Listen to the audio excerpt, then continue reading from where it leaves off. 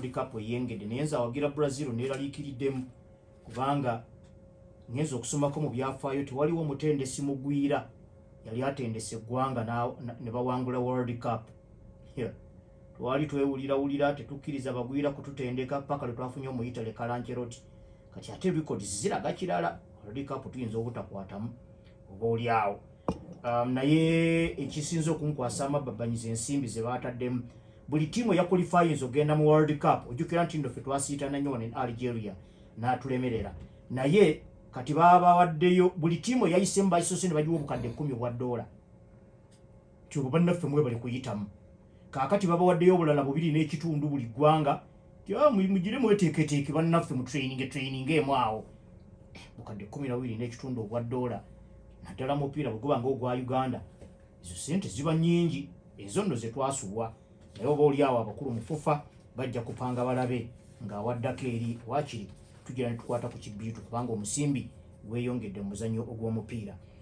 Mu studios ni number X Internationals mukulu Paul Musisiru wa Pastor yazze dda wano mukulu Paulo Sali Gogolimbo kansala biki alina titles mpitirivu naye waali wano naye tuyinayo omugenyi atali wa bulijjo ye Sulaiman Kato. Abavira muli eyo mwewaana nti muyina ebikopo bya liigi 17 Sula Kato yawangulako 8. Jukira yakwata mukono ku kikomo ky'obwa captain obwa Sports Club Villa mu 1993 Paul Asule ekintu ng'akitadde naye tumina wano mu studios era mujja kumuwulizako ku ddoboozi lye ng'abalamusaako n'okubeebaza emirimu gye mukola namwe mumuwulizeeko kubanga mu butuufu akabanga kabadde kanene. Sula ndowooza leero si bwe gusoose okujjamu eno program kubanga sijjukira lwe nali nkukyazizzaako. Obulamu bulungi Sula? Njagala olamuse ku batuwuliriza oli ku CBS. Nange mbalamusizza nnyo funye omukisa okujja kwano ku CBS kubeera ku programu eno naye mbalamusizza nga bwe ngambye nti kintu kirungi nnyo ne mutuwulizaako ko ne mumanya nti gye tuli. Akalowoozi katono naye omupiira gwali mungi. Essebo. Omupiira gwonna wagujjawo ogwo. Mpozi oli munnabuddu? Ndi munnabuddu ssebo. Essebo. Naye era nze saali nnyo omwogezi. Taaki yeeyogera? Taaki. Sula Kato yawangula liigi ebikopo 8 mu tiimu ya Sports Club Villa n'awangula ne Sekafa Club Championship zino ze tuyita Sekafa Kagame Cup. Nga ne yasooka ey'ekinaana mu 7 guwateeba ne goal. Oyinza ojjukira ngeri gye wagiteebamu goal eyo kubanga twakuba Elmerik ya Sudan goal emu ku bwereere. Yali rebounder kolokuba basooka ne bamukuba omupiira n'aguwandagazaawo. Nze nenkuzaamu. Okay, ye goal emu ku bwereere eyo. Goalkeeper baali bamuyita Hamid Brema. Eddie Brema. Abaaliwo nga bamwogerako nti yali kipa mulungi muzibu. Nnyo omuzibu yali akwatira ne Sudan. Nga tiimu y'eggwanga. Aba Villa nno ekikopo ekyasooka ekya Sekafa Club Championship kubanga Villa erina 3. Ekyo Sula Kato yateeba goal eyo nga mukuba Elmerik mu final. Ate olugendo lwa Villa okutuuka ku final ez'ekikopo ekya club empangozi ku continent 1991 olwo nalwo lwawooma ne lukamala bumazi. Nalwo lwawooma kubanga tikyali kyangu nnyo naye twasobola okukikolera ate twali wabweru. Wabweru ye twafunira gogolo olw'okuba nti yalinga y'ebweru yalinga nkulu nebandize wano mu Uganda nga golo bakubisaamu nga ntugwa draw twalako ekikopo naye okuyingira gundi okuyingira quarter final Pamba yali etulemeddeko wano guwa jukutuleera. Pamba yali y'amaanyi nayo yalina abasambi baayo abasajja abo balengera bagundi sikyaba bajjukira bulungi mannya naye nga baali basambi balungi nnyo abapamba era naye wagenda n'obasambirako ko? Nagenda ne mbasambira nga nvuddeyo omupiira ngumaliriza wano. Wagenda n'okubaakubamu? Genda ne nkubaakubamu. Ne bitajja bulungi oba byajja bulungi kubanga yayagala okuntwala yali ofiisi ate owa gundi ofiisi owa ne tiimu eyali eyokubiri ng'ovudde ku Simba Yanga kubeera ne Yanga wakubiramu yantwala yali muzito nnyo olusula naye Tanzania tewalwayo nnyo asalwayo olwo entandiko eri etya eri okuviira ddala e Masaka kuba oli munnabuddu okuviira ddala nasomako awantu nti waliko goalkeeper Kimanya primary school bayinza okugamba nti Kimanya na asaakwata goolo wali okubawo nali nkuba midfield nali nga nkuba naye Kimanya saakwata goolo ate masomo wasomera mugawerako kako nasomerayo Kitovu nasomerayo n'Ekitovu waliyoko wa Fatherland wava n'ogenda mu Vira waliko mu Miras tewakubirako mu Miras ate Masaka Union nga sinaba na kujja Kampala kubanga bwe mwakuba Vira goolo nnya ku emu awo ndowooza ebigambo bwe byava ebikutwala mu Vira byava kale Sula Kato bwe tuli naye wano mu studios naye nga mbagambyeko Pastor Paul Musisi Lubowa naye tuli naye ne mukulu Paulo Sali newunyiza nawe oli wa lefuti wamujjawo oli yenyini lefuti yenyini bakubya lefuti enyingirire lefuti yenyini omuntu gwosanga nga buli kyakola awandiisa akola kina lefuti kubanga ndabye wano Sula Kato ng'ayingira balefuta bamanyi okukyamirira era yagooma yaddayo no side eya lefuti naye nga gwokumba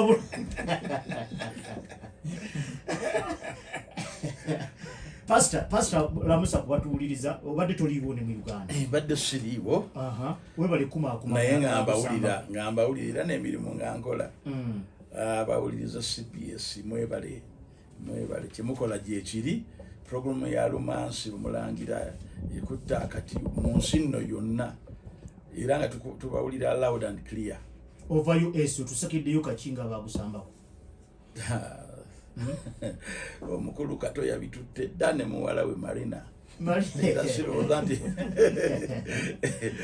omukulu Kato no mukwano gwange nno tuvudde wala bintu bingi nnyo bwe ndaba omusajja abantu bamwogerako bwogezi naye tebamanyi be yakola kati nze kinkwasa really ennaku okulaba era muwala wona akoze nnyo n'ennyumba ye okimanyi nti baali bagitwala gye yali kyayinza okweyagaliramu n'agamba nti omupiira nagujja mu kino naye ennyumba baali bagitwala olw'embeera n'ebiringa ebyo omusajja nga mulwadde politics mungi really kyova olaba nti twakola ekibiina kino ekiyitibwa Former Footballers Seniors Foundation kubanga mulimu abagusambako naye nga bakyali batototo yes mwajjeyo basiniya bokka yes abona Seniors Foundation kwegamba linnya lyajja olw'okuba mukama waffe ye mukulu Sali senior netugamba katukitwalira awo nze ndowooza lwe tulina ngeri gy'ojja kwebazaamu basajja bano nga mukulu Sali Sula Kato basajja bonna abakoze abalina okujjako okuba ng'osobola kubayamba kati nga bakyali balamu era project twayogera mukulu Mulangira nti eno project tekijja komaawo era twafuna abakugu netugamba nti singa tufuna abasambi b'omupiira abagusamba 3,000 kuba tuli mu 10 ndowooza nga 3 tujja kwetaaga ssente mmeka okubagulira ente kubanga tisibyakwogera bwogezi twava kweyo level ndowooza chairman wange abadde abyogera twagala obagulira ente twagala okutuuka okimanyi nti waliwo yankubira essimu myaka ndowooza kati giringa ena emabega nangamba waliwo omusambi wa Uganda Cranes ali Kisuumu naye ali akasasiro yasambira Simba nga manyege bamuyitanga Toyota Kamisi era nensala amagezi tugende tumugjeyo ne bampa essimu ya muwala we tuba tusala amagezi ogenda okumugjayo naye nina engeri zo gyendi omusumba ninayo bishop wange yekisumu ne mutuma ne mugamba nti genda awali kasasiro wano bwati ne bwati waliwo omusajja nanti huyu yayogera Luswahili huyu mwenda azimu nenga nti agwe yogera naye genda oyogere naye ng'omusajja namumpa nenjogera naye nemubuuza kiki ekikuluma n'agamba njala era twali tusala amagezi tugende tumugjeyo tumuleete e Uganda tulabe bwe tusobola omubudaabuda ya Saturday n'afa ku Sunday muwala we nangamba temutawaana kujja twamuziise ndowooza sali ayinza okwogera ku oyo Kamisi nze saabalaba really naye mbu yali one of the best number 7 era ensonga lwaki bamutuuma erinnya eryo Toyota Toyota Katonda we Toyota wamanyako namulabanga okiwulira kato sula kato bebaana betwakuza nga tanamanyika eyo yonna nga mwe basini tubeera basiniya twajjanga muluwumula nga boolaba nti sula kato yalina muganda we Lubega kusamba naye Musimba kati sula kato ne muganda we omulala Abbas balinga basula mu barakisi wa Lubega mukulu waabwe Lubega yali mujasi yali mujasi nga tusamba Musimba katumala okujjawo obubaka ensonga etujuulire Marina yacho Marina sembera ku muzinda Marina muzinda logo we bali kujjanja bamuzeyi twandibadde tetukwebaza naye munnange eri abaana abamu abamagalavu abakadde tebobofaako naye mbadde erinnya ndiwulira buli kiseera sula ali bubi kibi naye Marina oyo kwanza okay wewala omulimu kati omutuusizaawo abasawo bagamba kyabakugu abasawo abakugu babadde essaawa zino tebannabakunziramu naye nga nsuubira essaawa yonna nja kufuna ripooti okuva mu basawo naye nga nze mpulira n'oluboozi lunyooka bulungi takyatiisa nnyo kale mwebala omulimu omukulu Sali obadde otuwulira ku gundi ya sula bwe baana boolaba nti bayagala omupiira okuva obuto kati balinga mubarakisi nga bajja mu kuwumula ne babeera omukulu waabwe Lubega twali tusamba ne Musimba nga tulina Baserwanga tulina Wasowa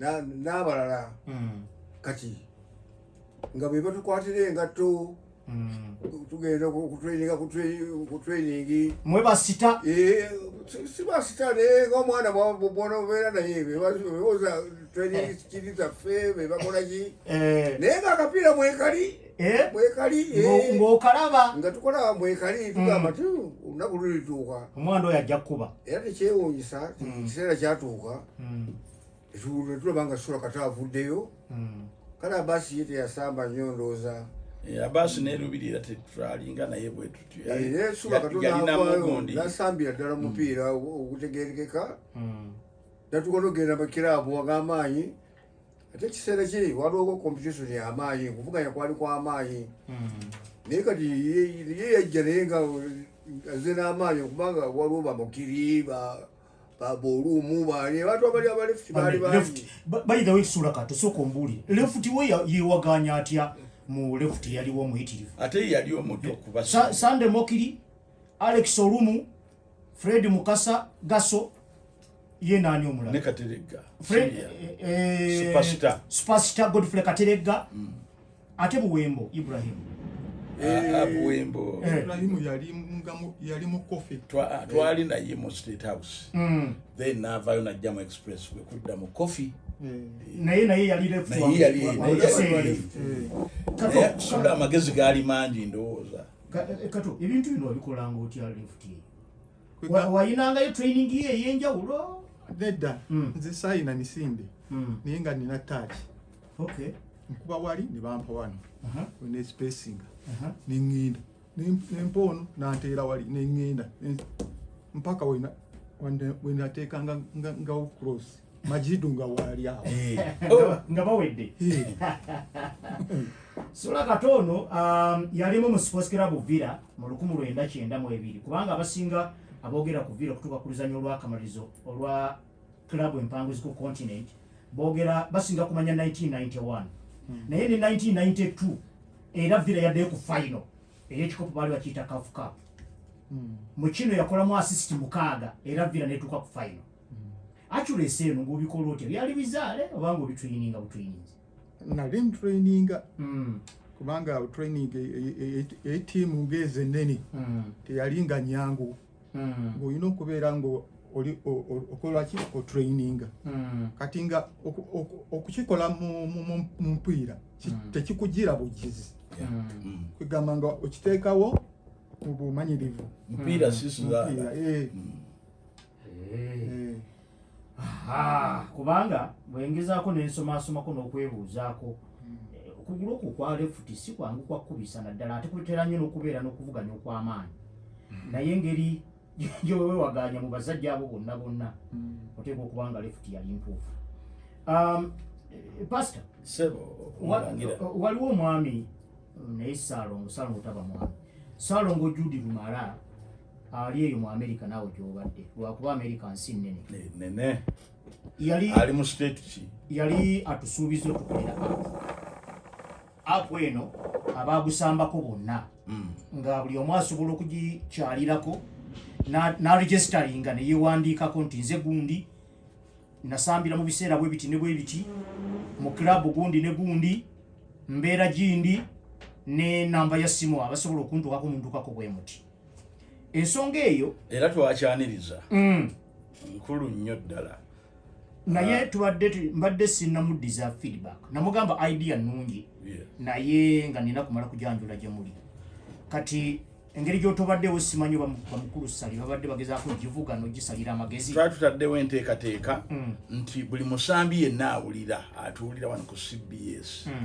atandike okusindika amannya ge ewa mukulu chairman Paul Sali ne admin omukulu Chuni then agamanya tujja tunaba tuweza amanya nga gaweze tujja kufunayo olukiiko meeting ekwatira ddala ku kintu ekyo kubanga kikulu nnyo tuve mu analog yetuze emabega so tumwebaza nnyo naye tewampa namba ye oba tagigaba kikakati ayinza okubanga bwetuva wano ngenda gikuwa omwami mwogeraganyemu mulabe engeri gye muyinza okuzimba ekintu ekyo kubanga tulina okumanya abantu baffe gye bali era bwemuba nga mukola projects ennene okubakumaakuma n'okubakulaakulanya n'okubabeezaawo mulina okuba nga mubamanyi okusooka ne gye bali kuba kati obadde okoze kaweefube ng'abasinga batera okujja wano Master Davis Kamoga sikyamulaba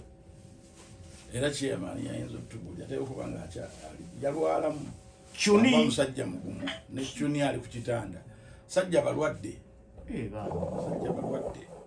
so tulina okukola ekintu really ekintu ekiyinza okubazza engulu mupiira agaana atya naye amagulu malwadde naye ndowooza Wednesday jja tujja kumuleeta ate Jamiru Kasirye abadde abeerayo omanyi tulina project wali ku Caring Heart tulinawo project y'okuzza football back in communities in villages kati ye abadde agendayo ne Mugerwa babadde bagendayo ndowooza ne mukulu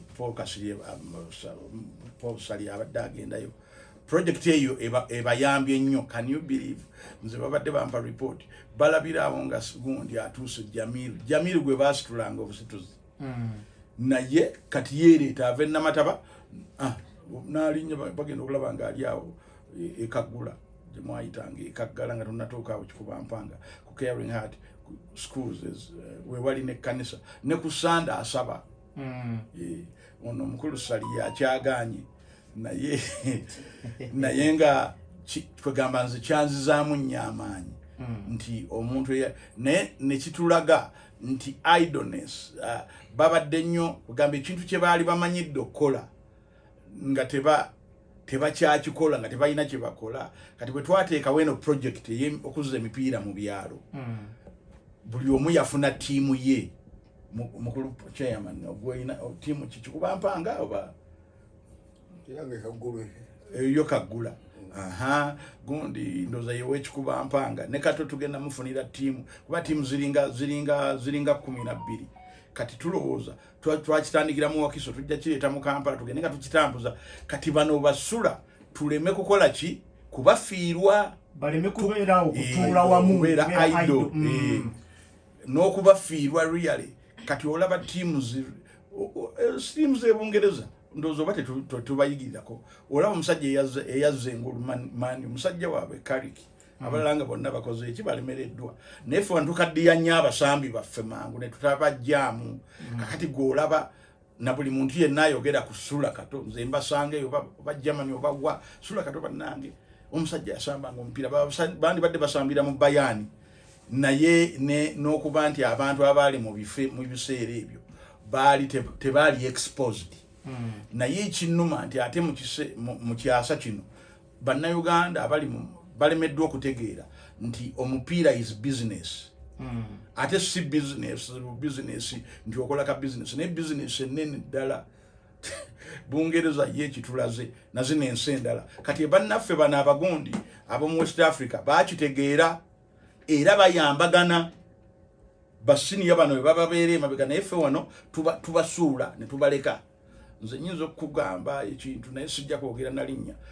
Twakwata omusajja ne tugenda muguwa Jimmy Muguwa ng'afiira eyo Masindi eyo. Twamusanga mu mimwanyi Jimmy Muguwa. Sali yali naye afiira eyo mu mimwanyi. Kati ne tumuleeta ne mbaako omukulu gwe nkubira. Nemuga nti Jimmy muleese nfunye eno ne waagenda okusula tutandise n'omujjanjaba. Nangamba nti ne bwe giba $5,000 sisobola kugibawa. Ffe twakola nabo emyaka egyo kakati tuli ku balala. Kakati olaba nti abantu abaline mu muzannyo tebagutegeera. So kyekigendera kyekibiina kino former footballers seniors foundation okulaba nti ffe bano tubawa ebyokukola si kubayamba twavudde kweri naye kusasaba n'afuna ebyokukola kubanga kati ng'ababeerayo eri basasulwa tetubasasula tubasasula kubafunira kyakkola badde mujja kulaba nga nomba si bwe yali omba baali bamubisa nomubika waliwo yatubikira mukwano gwange Rodime Elias yankubira essimu n'agamba nti musajja omba bagenda kumuziika gwe muli luddawa konzo omba naafa ne sitegeera ati n'amabugo bazze wano ne bagatwala. Mukulu Moses Matova abatumidde owa Frigo agambye mwebala omulimu era tujja kumwetaaga twagala okukola fundraising ati ekintu kyetaagisa ssente twagala kati ono Malina wali ewa Kato balina akataka n'ennyumba basobola okulundawo ente nga 3 nuva mu byokulomba basajja bano bakola erinnya lyabwe nze kyekinnuma really. Omupiira nno nange gwali muzito gundi ono mumanyani mukulu ntalo yakwatanga kits zange gumugamba Erubiri Dani Ntale yali yakwatanga kits zange sebo. Okay. Era namba 2 Erubiri nga tewali agisambo kujja konze kati atenga naye byayagala. Okay. Kakati namanya nti yakwata kits zange era nkyamubanjayo n'engatto zange sa waloza atanziriza. Bannaffe katumala okujjawo ebyamaguzi wano tukyagenda maaso ne X Internationals. Waliwo omwami ayagala okuweereza ssente Sula Kato. Omwami ono Patrick gwayambadde wa Excel Soccer Academy naye abadde ayagala kuteeka ku ssimu yange simu yange erya ssente njagala ogenda kusoma eyo bakuteereko ssente zo. Patrick gwayambadde wa Excel Soccer Academy. Katumale okujjawo ebyamaguzi tweyongereyo ne ba X Internationals bali kuliriza eno tugenda kusibira ddala wankulukuku okubira ddala ku makya ssaawa 2 paka ekiro kuba omupiira ogw'omusunente gwa ssaawa emu gwa bitaala mujje wano wetuweera obujulizi obutali bwa bigambo nti tuli bangi Abaganda era tukolagana. Kakati gwe ayeddira emmamba Namakaka eyeddira engeye eyeddira omusu n'eyeddira ente temusuubira nti ate ffe abalangira ffe tugenda okujja okulaba emipiira gyammwe. Ab'Emmamba Namakaka mujje muwagire ttiimu yammwe, ab'Engeye muwagire eyammwe, ab'Omusu muwagire eyammwe, n'ab'Ente muwagire eyammwe. Wankulukuku kapasite w'abantu 8 tulinga abagenda okuzannya emipiira gy'amasiga. Kakati era Wankulukuku naye atuleme okujjuza waliyo ekika mu Buganda ekirina abantu abakka wansi w'olukumi. Kakati mulina okwebuuza mmwe ng'Abaganda bannange bino by'okudda mu lwoguule ebbalibbali ku mikolo eminene bwe giti ne mutalabika mwe mwennyini mwe mweweebuula. N'olwekyo tugwere Wankulukuku ku wiikendi eno ku Saturday emipiira gino gigulweyo nga weetuli. Ate nandibadde sibakubiriza kubanga bwe tugenda mu bika awo twawukanira nandibadde nange nkubiriza balangira n'abambejja bokka. Naye teebereza mpita nammwe muwere ate mukube ffe. Oba mbyogere Mukama mpite balangira bokka. Naye mugwere Wankulukuku bannange emipiira gino mugijjumbire. Ate emipiira gino temugitwalanga nti abaagala ennyo omupiira oba abaagala ennyo ebyemizannyo nedda. Mugitwale ng'emikolo emirala egy'ekika nga bwe mujjumbira okwalula abalongo, bwe mujjumbira okwabya ennyimbe, guno mukolo gwa kika. Tosuubira nti ate ow'entalaganya agenda kujja alabe omupiira gw'ekika ky'ente. Kino kyawula ntamu. N'olwekyo wano tugenda okweragira buli omu alaga obungi. Jjajjaffe omukulu w'ekika bw'onooba ng'okumba wali n'ebbendera y'ekika kyo ng'olina bazzukulu bo 3 mu mugongo gwo. Edaya Abaganda temukyaswala. Jjajjammwe n'akumba n'ebbendera ennene bw'etyo ng'abamuvaako mugongo bali 3. Mukulu Sali bwe mutyo bwe munaakola mugema. Ala Abaganda tebakyayina nsonyi. Si bunzi ninde babakumba oba bambi omukulu w'ekika akumba n'abazzukulu be afunayo obuzzukulu nga bubiri. Ekumbanga ne mutabani we nga naye akitinde ekika kiramba. Kale bulira oba abantu tebaswala. Kati ebintu bigenda ku mitimbagano nga bagamba nti abangaali mubalabe nga muli 3. Yate muzewe afaka tisimanyo b'ekika kikyalo. Manga yali akyetisibe muntu. Ebyembi bisekerwa naye mukimanye mu Abaganda mwe mwennyini. Mwe mweweebulira ekiggwa kyammwe mugamba muli bangi simanyi mwagalana simanyi mukolagana simanyi Ssaabasajja yabalagidde kino. Kati Ssaabasajja n'abalagira emipiira gy'ebika gitandise ate gwe noddamu. Nze mbalinze Saturday bwe mutajjuza Wankulukuku nja beewuunya. Mukulu Sali twaliko ku Old Kampala omukolo gwe mwakola gwali amatiribona. Nze omanyi awali ab'omupiira ne wabeerawo ne match. Nze already gw'omukolo guba matiribona. Ne bakutabeerako byakulya, ne bakutabeerako bagenyi bayite, ne bakutabeerako byakunywa. Nze kasitanda omusambi w'omupiira nga waliwo ne match nze mbanyinyuse. Nali ndudde n'okulaba ku Fred Abineza. Ngenda okumulaba naye nga ali awo manyi watambula ng'asojja olimbaati. Ngenda okulaba ku nze Abineza giwabulira. Gambye ekintu ekyo kyali kiggula amaaso n'okulaga nti ba-ex-players bakyaliyo. Ate bubanga wali musambi nakati era osigala oli musambi onoofuuka ki ekirala. Kiki ekyatuuka ku mukolo ogwo era tuyinza gwenyumirizaamu tutya ng'oggyeko okuba nti twasisinkanako olwali ne luvuga tuyinza kukwatagana tutya naye ye entandikwa eyo naddala nga tulina enteekateeka ya website. Kyesuubira nti entandikwa teyali mbi era abantu bajja mu bungi naye nze saali wakati mu mukolo ogwo. Nali nange nga omuzi kale siyinza kubulira nnyo yadevelopingawo kubanga nsuubira nti basobola ne ssente ez'okukola sakona ki esinamanya oba kyatuukawa. Pastor nawe tewakirimu ekintu ekyo. Nze nali chairman. Kakati lwaki Sali yeeruma olulimi ng'olyawo? Ekintu ekyo era kye kigenda mu maaso okulaba nti abasambi bonna abasamba omupiira gye bali bakwatagana n'okubaako ekikolebwa. Twegamba ne tutafuuka kisekererwa nti munnaffe alwadde ate tujje twekubira enduulu. Kuba tekiri na sustainable. Obakuumira mu waletiyo. Yes. Tekiri tekiba. Ate bangi. Yes. Ate bangi. Naye ffe kati tuli nnyo ku kino kuba ekino ekya former footballers Seniors Foundation kubanga kiina program ni project one project ki okulaba nti bakato bano baddamu ne basomesa omupiira mu byalo kati buli lwa Sunday wali ku kanisa gy'Ensumba wali tulinawo ekisaawe tulinawo n'amasomero awo nga tonnatuuka Bukalango buli lwa Sunday saawa 9 emipiira egyo giba gitandise kati buli yagusambako omukwasa tiimu eyiye ate era nga kyekimusasuza tumusasula nti naabanga alina ekintu kyateeka mu nsawo kyasobola okuba nti really tasabiriza nga bwe bubadde twagala kujjawo image eyo yokuba nti tusabiriza reality tulina tugamba nti yasamba omupiira yenna ali bwatyo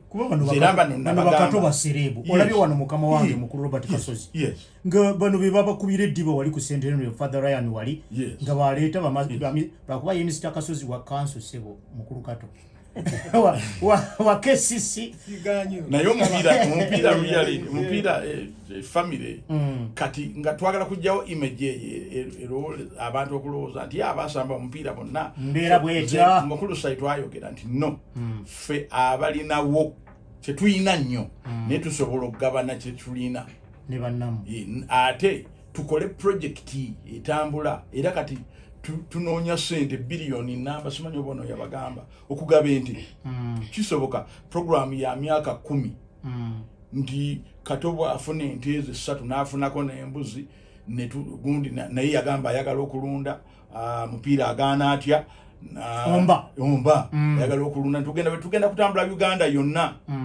tukole program eyo ne project eyo mu basambi abasamba omupiira bave mu kyokusabiriza muva okulimba kati ng'oli yatwala ssente za Lord Mayor bambi ng'agamba nti omba yafudde really twagenda okukizuula nti yali asala amagezi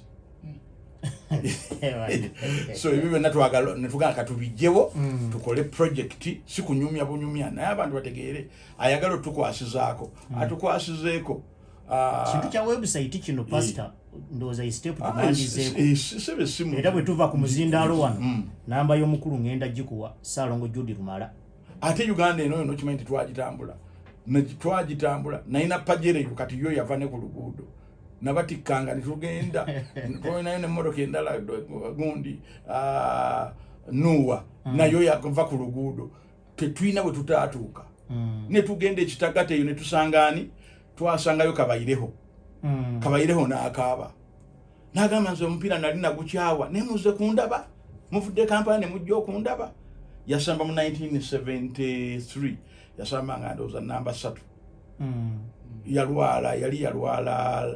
yalwala throat cancer oyo naye nga yakyawa omupiira okuva lwava e Kampala teyaddamu kuwuliza muntu yenna nawuliddeko ne Yokonosinde ne yalwala gundi yasinga okumanya ebya tiimu eyo eya gundi eyo kitata naye ate kitata tazze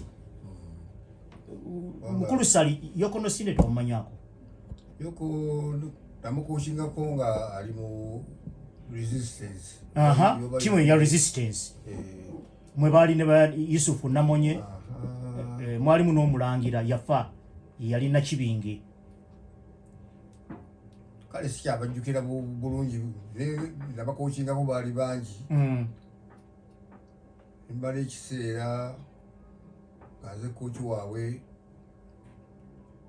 kale Nasine yali muzanyo w'amaanyi nnyo yali mwenda w'amaanyi era ng'ateeba amagoolo nga tiimu tebajjagala tiimu z'amagye abantu baba tebazaagala naye nga ejja neekuba abantu olw'amaanyi gaayo bangamba mugenda okuba mugundi ku continent mu tiimu ya Simba nga ebeera nga Cranes musika abazannyi mu tiimu ez'enjawulo sikusika abazannyi naye ekyedda kyalinga nga tewaliwo proper registration kubanga n'amakiraabu genjiri ng'oyinza okubeera n'omuzannyi eggulu limu nga ali mu training yo ate ogenda kukwata express omusanga mu bujozi goli afulumira mu bujozi goli bangambako ne Jibe Kirundo oyo yali amaze ne lunch ne KCC bagenda okuyire dressing room bambaga magati bamulaba genda okulaba omwami anyolokozeza mu bujozi goli gwa vira mayo muzanyi oyina kumusako maaso kumanyira ddala taduka tomanya nti tabe wammwe naye pastor wakikolako ero nabadde kunzu kubanga Friday na training nani ne express wano egundi ebukesa ate Saturday nensambira marunzi bangu babuchupa kasita bategeera nti yenze kati onoseba badde kunze sura kato oyinako match gy'owulira nti tuligyerabira match yali ya El Hilal ya Egypt El Hilal ya Egypt mwajjamu El Hilal twamukira wano nakibubu mujjamu era ogwo gwe gwatuyisaawo kugenda ku fayino maki yali nzitiyo ng'ogiyise mu bufunzi tutubuulire enteekateeka yaayo kubanga essebo eyo club Ali Ahli ey'e Misiri tetumala gagijjajjamu si kya bulijjo ekyo tumala gagijjamu ate ne mugigiramu ku semi-final enteekateeka yali wateebamu wakolamu assist twateeba naye okujjako twabakuba penalty twabakuba 1-0 wano naye nga yali penalty musina abateeba eri gwali 0-0 Egypt naye nga twaki yali etya omuntu oyinza kumuwa kifaananyi kimu mu maaki eyo olunaku abasajja tebaali bangu abo aba Egypt naye kugamba naffe bagezaako okulaba nga tubatwala emisinde omuwarabu tumutwala emisinde akoowe kyekyatuweesa emukisa ogwo kulaba nga tubasobola okubajjamu oyo 1991 mwali mwakajjamu Pamba ye Tanzania ne muzaako Ali Ahli ye Misiri Ronald Vubya mwali naye Ronald Vubya no yakwali e Uganda wano bampadde ennamba enjajju kuba mulangira omukubireko ojja kumuleeta wano weekend katonda bw'anaaba naye abeera London bw'anaaba tannaddayo nevubya nga anaaba atukuze bubi ajja oyitiriwuko naye eyo vira yali vira okuba Ali Ahli Ali Ahli banna kale okugikuba kale naye okugijja mu mpaka baira abantu mukiri yali akyazanya olwo banga amaze mukiri yali akyazanya naye nga mukiri nga wali omumanyi yakozesanga nnyo amaanyi mangi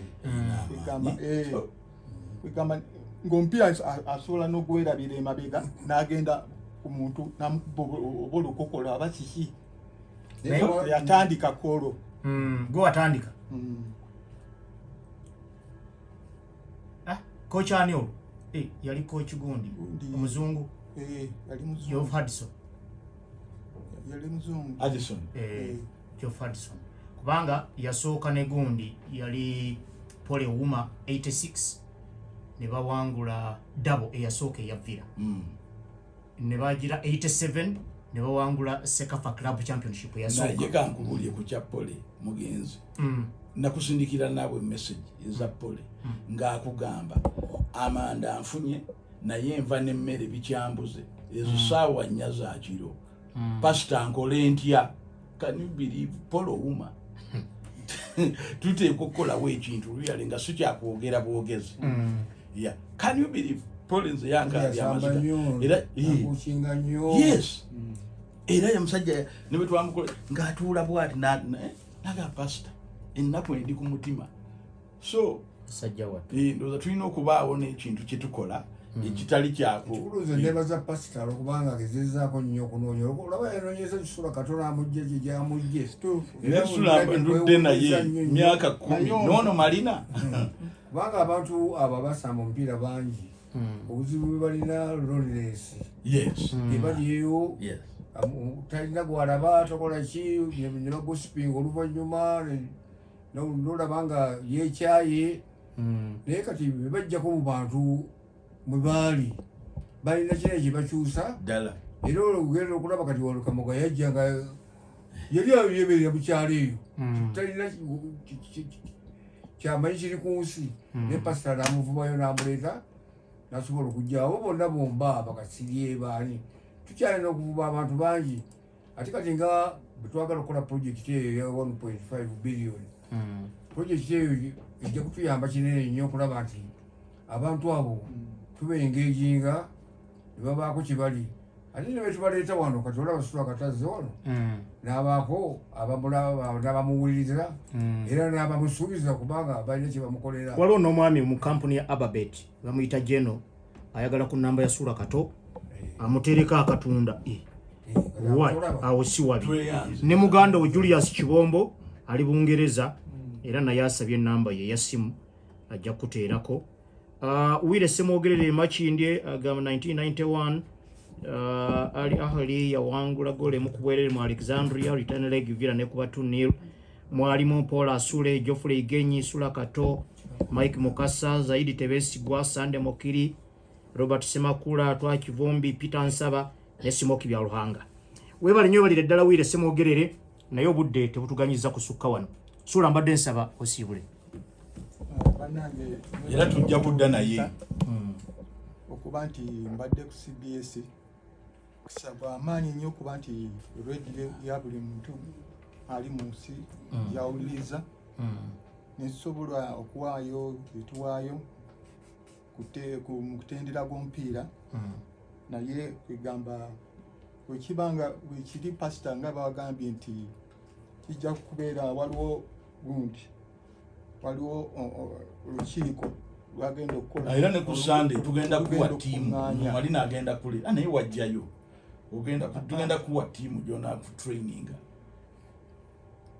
kwegamba awo nenkola ki nengamba nti ono omusajja kwegamba asobodde otunoonya n'atufuna yakoze nnyo natuukayo nno ne Masaka ewaabwe yatuukayo ddala mpozi projekiti yaffe telefoni namba nyinza okugibawa eri 0776 228 606 jidde mu mpola ne Marina sembera ku muzindaalo abantu basomere ennamba ya coach 07 babere nga bagirina bane muwandike ne ku nnamba ya Sula Kato muwala we wona agenda gibasomera 0776 228 606 ya kampuni yammwe eyaba express Machati code eri 572197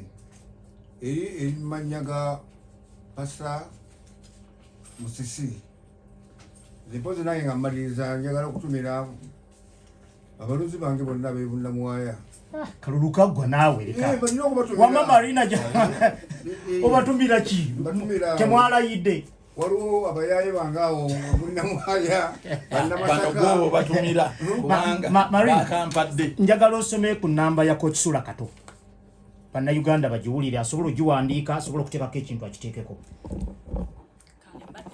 Badde nsaba kusooka kuteekako ennamba eno ya mobile money then mbawe ennamba gye bamufunirako Sula Kato.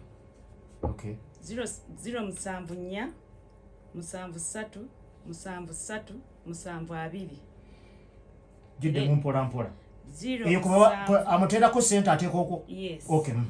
074 37 37 2 ereeta manya ki Josephine Walla yegwe siyenze yesebo naye nga ye receiving a cent kati gye bafunirako Sula Kato eri 0750 58 70 55 kale tweyanziza nnyo tweyanzenge abo batumire ssebo olw'enkya omulangira batumira abo obudde butuweddeko bakampadde akapapula obudde butuweddeko.